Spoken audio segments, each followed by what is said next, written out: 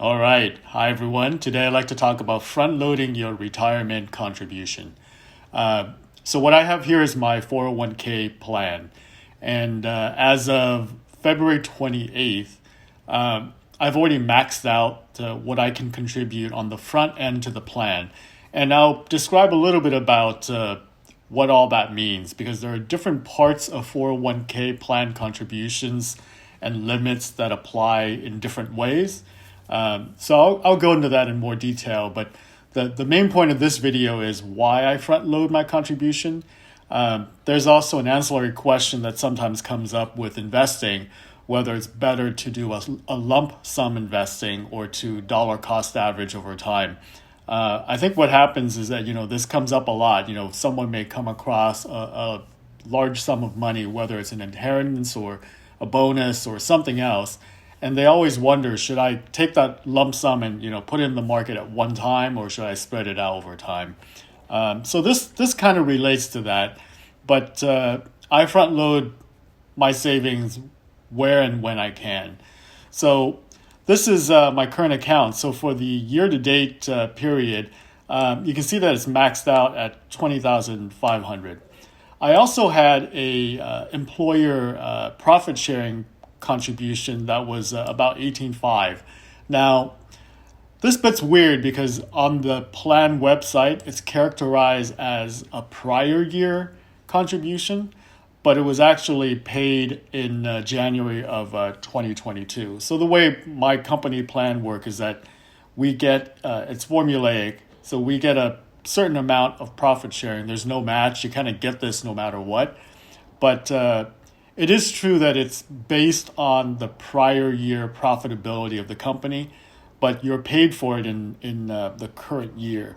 So what happens is that from a tax perspective, the IRS doesn't care that this was a prior year, quote unquote, because they'll count it towards this year's maximum. Okay, so for most people, they only look at the front end contribution, which, like I said, for 2022 is $20,500. Last year was $19,500, and they think that that's all that they can contribute, and that's not actually quite true. So there's actually like three contribution buckets that I would say fills your 401k. So you got your own contribution, which is this. You have your employer contribution, which could be in a form of a match or a profit sharing or both or some combination thereof. And then you have something called voluntary after-tax contribution that you can add to the plan up to the maximum limit set out by the IRS. So in this bottom section, what you see is that, here's my company contribution, here's my own contribution, and then there's this voluntary after-tax. So in 21, I did add in a voluntary after-tax amount, but in 2022, I haven't done that yet, and I probably will not. Now, the one bit that you have to think about is that this can only be possible if your plan allows it. Mine is a really good 401k plan, so I take advantage of it, and there are many reasons to do it. But what I want to draw your eyes to is this total number down here. So for 2021, I was sitting at 57,000 something, almost 58,000. So the reason that number is important is that the total contribution from all sources to a 401k plan, including your own, your employer, and any voluntary after-tax contribution, has to be $58,000 or less in a calendar year. Now, that may change down the road, but it hasn't yet. And even though they upped the front end contribution by $1,000, the back end $58,000 is still there. So that's that. Let's go and look at my contribution or savings or whatever you want to call it. So I've shown this before in terms of what I was able to save in terms of the total for 2021. And you can see that it's laid out, here. So these numbers should match what was on the previous page. But here's the important bit. These three sources should total up to less than 58,000. And then you can, do other things, okay? So for me, what I have is I did my 20,500. I got my 18.5 from the profit sharing. I've decided not to do a voluntary after-tax contribution, also called a mega Roth backdoor, and I'll get into that in a bit. And I've already done my Roth IRA contribution via backdoor pretty much as soon as the calendar year turned 2022. And then so far in 2022, I've saved after tax about $3,000. So there's a new line item here, which is for a SEP IRA. And the reason that I'm stopping this voluntary after tax bucket is that I'm a part member of an LLC that is going to have some significant income this year. And one of the things that we want to do is to minimize our tax liability. So we've decided that we're going to establish a SEP IRA. You can also do like a solo 401k, but we didn't do that. We're going to do a SEP IRA, and we're going to start contributing from our income into the SEP IRA. This will be categorized as a traditional type contribution, and it is what it is. I'd rather have it be Roth, but there are some benefits here for us to do it this way.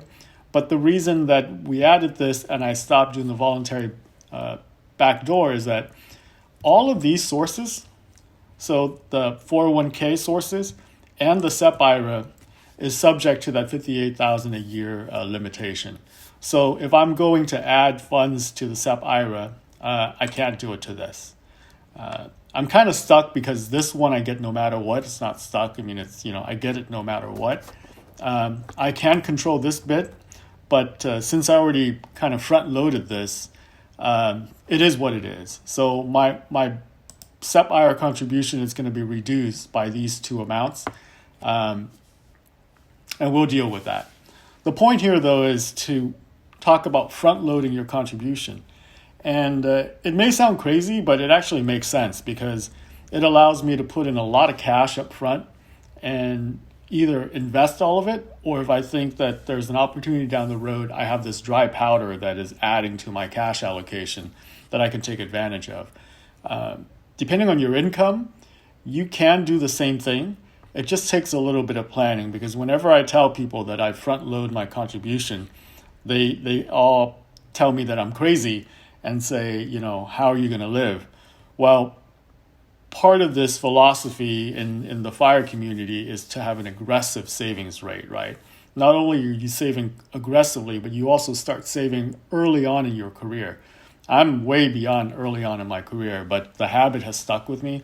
So I still aggressively save, but part of the reason I'm able to do this is that throughout the year, I live way below my means. So there's always some cash in the bank account to sustain me for 2 to 3 months at the beginning of each year, so that I can do all of these front loading.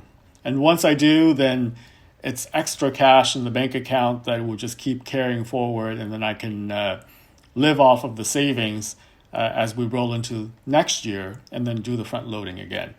I find that front loading is very beneficial for me. There are some drawbacks, but for me, it's mostly benefits because I get it out of the way. I don't have to think about it anymore. And like I said, I have this big bucket of dry powder that allows me to either invest immediately or wait for opportunities to come up. The limitation would be if there were some kind of, financial emergency personally, as I move through the year, I may miss some of these funds that I've socked away, because once they go in, you really can't take them out. I mean, having said that, because it's Roth, you kind of can, but still, I treat it as once it's in the plan, I can't take it out. So that's the main drawback, and that would be especially true if it's traditional. Otherwise, you have to pay penalty or do some other type of scheme to take it out. But for me, because I have such a low consumption rate, I'm not particularly worried. If something were to happen, and I really needed a lot of money, I wouldn't have a problem, figuring out how to liquidate the account or taking it from after tax brokerage or whatever. But I wanted to share this because this is akin to that question about should you do lump sum investing or should you dollar cost average, the DCA they call it.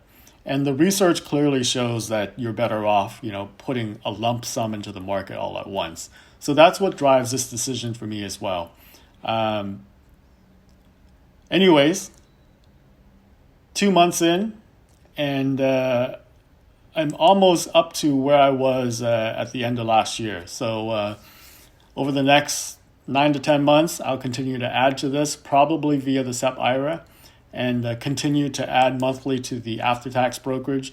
And hopefully we can match or exceed the 2021 total savings by the end of the year. So we'll see how we do, and I will come back with another update at that point.